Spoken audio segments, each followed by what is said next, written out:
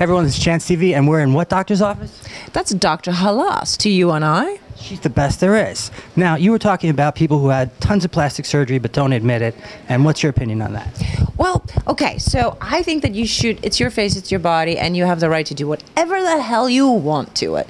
I just think that you, especially if you're in a public, you're doing a disservice if you claim that it was yoga and water, and it clearly was a little bit more than that, because it's kind of like it's like, to me, it's like, you have a secret and you're just going to keep it to yourself, and all the rest of you don't get to know how wonderful I look. So I'm just, it makes me feel a little left out, because I would really like to know how to look like 29 on yoga and water. It hasn't worked for me yet. Meanwhile, these people look like Stepford wives. Well, look, some people have taken it too far. Some people have taken it to just the right place. And it's the ones that have taken it to the right place that I'm envious, and I'm like, how did you do that? Finding that balance. Yeah, could you please tell me how you did that? Because I don't love aging. I mean, I like aging as far as I'm glad I'm alive. I'm glad that I'm not dead. I'm continuing to age. Yeah. Yeah. Yes, and I hope to continue to age.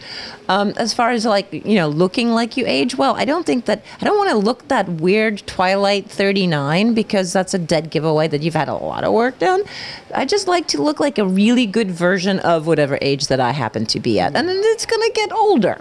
Sure. Yeah. Now, we popped up some magazines and some other stuff you're posting, which was beautiful. And this one, look how big this one is. Look, you got a full page. Yeah. You made it, sister. Yeah, that's right. Okay. Or 19,000th cover over here. Now, with these things, you talked about being invisible, but yet with your Instagram, you control what's put out there now, when before you didn't really have control.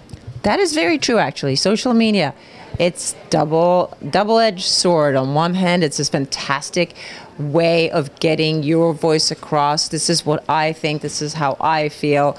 This is what I want you to see. And of course, the flip side of that is now sometimes you find yourself living for Instagram. Like, I will wake up in the morning and go, damn, what do I have to do for Instagram today? Like, what fabulous element of my life am I going to showcase? Me knitting? Me sitting and watching Beverly Hills Housewives? I mean, it's like, that's not really Instagrammable, you know? So it kind of puts a weird pressure on you to live every day as though you're fabulous. And really, honestly, 99% of my life, I'm not that fabulous. All right, I don't believe that. I am secretly not that fabulous. Secretly not that fabulous. All right, well, look, there's nothing wrong with watching Lisa Vanderpump and not putting up pictures of salads, but the pressure is every day. Now, you don't get off time. That's right. You don't get off time, and you don't get any privacy. And I just spent a weekend in Florida with Sports Illustrated. They were, the big release of the issue, and I'm one of the oldest core girls ever. And I'm like the oldest core girl ever, but I'm just a core girl. And it was interesting how this kind of almost shocked me. We're in a room, a discotheque. It's like a fabulous party, and I mean, these girls are drop dead gorgeous. They're so beautiful that your teeth hurt. And I walk through the room, and I'm like, boogieing my way down. I'm like, woo, party. And I see table after table of these gorgeous creatures on their phones. And their beautiful little faces are lit up by the screens of their Instagrams. And I think, wow, they're not even having any fun. They're just broadcasting having fun, but they're not actually having fun. They're not actually living it. So I had a lot of fun, and I have zero to show for it. So there you go. Well, they're never in the moment. That's the problem. They're always a spectator to their own life. Exactly. But I have now no proof that I was there. You have it inside. You record it in your memories, right? That's right. Remember that. I was Unless there. You were drinking too much. I don't know. Well, it could have had something to do with it. Party. Listen, I have a question. Yeah. You talked about going, from Sweden and Czechoslovakia and all these different countries and stuff. But one thing that you kind of saw all along the lines of this chronology is the feminism, the way women were treated and the things women did and what were expected of women. How did that, where are you at right now? Because I know you did the TED Talk and the New York Times article. Yeah, well, I haven't stopped being a feminist, if that's what you mean. I hope not. No, I find that it was I was placed in such a unique position in my life to be able to be a woman in 4 different countries that had such completely different views on women and the treatment of women and what women mean. From like, you know, Scandinavia, where you are the goddess of all and you rule the universe, to you know, the Czech Republic, where you're sort of on the level of domestic animals. So it was a really interesting experience, and I felt like I had a great occasion to talk about it. Now but I've talked about it. I did a TED Talk. I did a New York op-ed piece. Now I'm really interested in talking about the one thing that I'm not hearing a whole lot about, which is becoming invisible as you age. So women, once we turn, I think it's not even 45, it's somewhere around 48 to 49, where we suddenly start getting erased. It's like literally one day you're walking down the street and people just like bump right into you like you no longer exist. It's the weirdest feeling. And that's something that I've really been thinking about, and I've been sort of trying to formulate essays about it. I haven't quite gotten it right yet. And in the middle of this is when Sports Illustrated called and said, "Hey, do you want to be in?" Not that invisible. Yeah, well, like it was giving me a chance to be visible at my age and not see. Here's a little thing, because I was just being interviewed by somebody who said, "Well, women in their 50s are not invisible. As like some of our biggest movie stars and biggest personalities right now are in their 50s. They're hedging 50. So how can you say that they're invisible?" I was like, yeah, you know what? That is true. You can be 50 and be absolutely visible. You just can't look your age. You just have to look 20 years younger. If you look 20 years younger, you're cool. If you look your age, what? Who are you? I mean, it's almost, I was thinking about this the other day too. It's like when you look at the internet, when you look at, I look for pictures of older women so that I have somebody to look to look at like how they age and how I myself will age, because I'm still sort of persisting with the notion that I want to be me. I don't want implants. I don't want fillers. I don't want Botox. I don't want any of that. I want to just keep aging as best as I can. I'm not saying never. Not off the table completely. It's not off the table completely. But I would like to maintain as long as possible the real me, the one that I've worked 54 years on achieving. But when you look at the internet and you look at when you look at aging with grace, there ain't a single person that's aged with grace. They all look 20 years younger, and that's what's called aging with grace. If you actually age, well, then you're invisible. There's no pictures of you. Nobody gives a shit. One follower, yourself. Yeah, exactly. Well, your mom looks amazing, so you got that going for you. Well, Genetics. my mom is also very happy to admit that she's had plenty of work done, and comes a time, sometimes probably pretty soon, where I'm going to look older than she does, and so that's going to be hard then to have somebody to look up to for aging. Like my mother's going to look like my daughter, and that's going to be confusing. It'll go from looking like sisters to then she's the daughter. Exactly. So no, I have to look for other people. Okay. Speaking of daughters, how's the family? How was Mother's Day? Mother's Day was sweet. Well, I just got back from Florida. I was still hungover. But my boys were at home, and they gave me a bouquet of flowers and went, well, okay, that's it. Can you order dinner now? A very quick celebration. Yeah, indeed. I like to think that I'm such a fabulous mother that they know they don't have to make a special point of telling me I'm a fabulous mother. They tell me on a daily basis. So that's like the feminism thing about not having to scream, I'm a feminist. That's right. I mean, it's like if you have to shout about it, then you're not so secure in your spot, are you?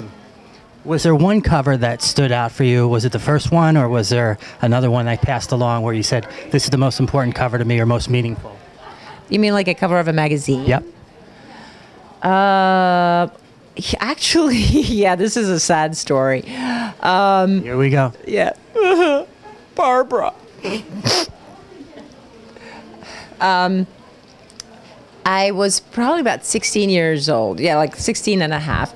And I had already done like a whole bunch of covers in Europe where I was working in Paris at the time. And I was on a trip on this like first stupid catalog to Morocco. And I had gotten word from my agency that I had gotten the cover of Vogue, which to us at that time in 1981, to have the cover of Vogue was like, well, that's it. That's like the most amazing thing that can happen to a model is to have a cover of Vogue. If you're on a cover of Vogue, you are a bona fide top model. That's like, you've made it, girl. And so I was going to be on the cover of Vogue, and I was so excited. And I had to wait. You know, back in those days, we had to wait a long time before it was published. It was like 3 months lead time. So for 3 months, I kept living on this, like, I got a cover of Vogue. I got a cover of Vogue. When it comes out, I'm going to be a big star. I got a cover of Vogue. And then the cover of Vogue came out. And for the cover, they cropped my face like this. So all you saw was like a half of my eyeball, my nose, and my mouth. There was no way to tell it was me. And that... What was that about? Ask German fucking Vogue. I don't know. But yeah, they... Those Germans. That was very... Like, that disappointment of that taught me a very valuable lesson. Do not... Do not... sell the chickens from count your chickens. Yeah, whatever that saying is. It taught me that. I can't formulate it, but I logically understand. You lived it. I lived it. That's right. So that got me used to disappointment real quick. Are you ever going to go back to acting? Because you've done some phenomenal acting. Oh, you just did a very little amount, and I don't know why. I saw it and I said, she's got talent. Yeah, I mean, the last like big movie that I did was one of my favorites, was called Knots, and that was like already like 7 years ago or something. I did a little movie last year, which was just a short film about a little girl whose best friend is an alien, and I play her mom. And that was really fun to just kind of dip my toes back in the water. But the fact is, yeah, sure, I would love to do more acting. It's just nobody asks me. And like, I can go and offer. Like, hey, would you like me? And they can go no, and then that's that. Well, I don't think they'll go no, but that is ridiculous. There are not that many great parts for 54-year-old women, and if there is a great part for a woman my age, they're not gonna hire me. There's Michelle Pfeiffer. There's like all these amazing actresses that would like that job. Not me. So I'm in the category of now writing. I'm a writer. I'm a writer, and I can write. I'm actually working on writing a TV. It's not a sitcom. A TV. Yeah, the TV pilot is written. A TV series. A TV series. And so I'm just going to write my own project. It's about it's kind of like a historical / sci-fi piece about an opera house. Yeah. You're deep. Yeah. You mean you haven't? I rock and I'm deep. Yeah. Paulina rocks. You barely need to ask me anything because I am so freaking talkative. I'll just tell you without you even asking. This mic's not even on. Go ahead. No, that would be like my German Vogue cover. Thanks. Photoshop is what... High def filters, all that stuff. Actually, it's Photoshop that has completely changed the modeling industry, because pre-Photoshop, retouching was extremely costly. It was only done for a cover if you had like a red eyeball or a pimple or something. Otherwise, models had to look pretty much perfect. Like, we had to look the way that it was in a magazine because there was no way to cover it. And so makeup was an artistry. Not only did you have to make the girl look beautiful, but you had to fix any issues so that the photograph wouldn't capture it. 35 years ago, makeup was definitely a lot heavier. There was a lot more base and a lot more powder because things had to be covered. And also, that's why models were all, in their teens and early 20s. Once you got to 25, that heavy makeup would settle in and make you look not so fresh. So a model was really extremely limited. She was limited by how her skin looked that day and how old she was and how good her skin was. I actually had a girlfriend who was a beautiful model, but who kept having periodic flares up of acne. And what happened to her? Well, she got sent home every time she had acne. She just got sent home for 2 months or 3 months to take a course of antibiotics and then come back and then have the whole process start again. Now, obviously, Photoshop, anybody can be a model. Like literally, you can just, you can trim, you can slim, you can airbrush, you can do all of that. So the way you actually look is not as important anymore for photos. However, on film, it has gotten exactly the opposite, because now we have high definition, and on high definition, you see everything. And so for high definition, I think that's also why fillers and Botox have become such an incredibly popular thing to use, because when you see yourself in high definition, you see everything. And most people are not comfortable seeing that much reality. I actually had it's funny, a photographer. I was having dinner one night with a bunch of models and a photographer from the old days who knows us all. And I was listening to him talk, and I was like, making my interested face. And is that what you're doing now? Now okay. But see, you can tell, because I haven't had any Botox. You can tell. So I'm making my... Good save, Paulina. So I'm making my interested face, and he looks at me and goes, "Oh, stop doing that." And I'm looking at him going, stop doing what? And he goes, "Well, that weird thing with your forehead." And I go, "Frown? You mean stop frowning?" Yeah, he meant stop frowning. He wasn't used to a 48-year-old woman frowning. So that's, I guess, thanks to HDTV, that's where we're heading next now. It's like, if you're on TV, you're not actually allowed to have expressions. And if you're a model, you can actually look like anything, because everything will be fixed. It's like a really strange dichotomy. I haven't even given that much thought until you just asked me that. So now I'm going to think about it a lot. Okay. You could write about it, another paper, another story. That's it. It probably requires another essay. Mm-hmm. When you were very young, like Paulina Extra Junior Paulina, did you ever think that this was going to happen? The whole life that you've had, this craziness?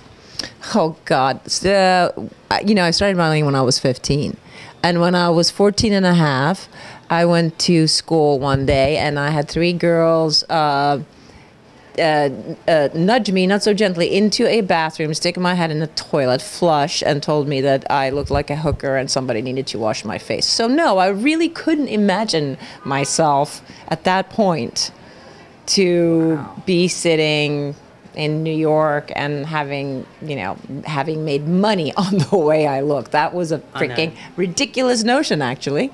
Wow. Where was that girl that punched the guy in the face for you? You needed her, remember? Oh, little Malin, yes. Well, at that point, she was probably out smoking cigarettes with the boys. So can't always have your protectors around. Okay. When people say Paulina Porizkova, what do you want them to think of? God, it's kind of like saying, like, what do you want on your tombstone? This requires a really witty, like, brilliant answer. Deep Oscar Wilde thought? Yeah, deep Oscar Wilde. What do you want for people to think of? What do you think people think of you now when they hear that name? Isn't world's she first supermodel? No, and they're like, isn't she some model from the 80s?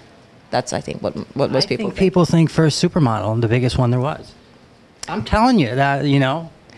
You know what? Let's go with that. Let's just put that out there. Paulina Porizkova, the biggest supermodel there ever was. Because if we say it enough, people might believe it. In this day and age, you could say anything and people believe it. Exactly. Like, just look at our political system. I'm going to stick by it. Oh, my God. We can't even go into that. Let's not even go into I'll just drop the mic. But if you say it, it might be true. The biggest supermodel there ever was. Also, the smartest supermodel there ever was. That's without a doubt. I mean, come on. And then we got to put it out there, like it's got. We're adding that. Yeah, that's in addition to. It's the biggest and smartest. Oh, and now I'm really going. Adding on there. I'm going overboard. Right, well, look, everybody, she's not invisible. She rocks. And guys, for next Mother's Day, a little bit more. I know you kind of say it with your eyes, but say it with some presents. Thank you. What's your social media? Because I know you do the Instagram and all that stuff. I do the Instagram. Yeah. What's your name? It's my full name, Paulina Porizkova, and it ends at the V because apparently I couldn't fit the A in. Oh, that's why I thought I was right. Okay. I don't know. It's like apparently my name is just one vowel too long.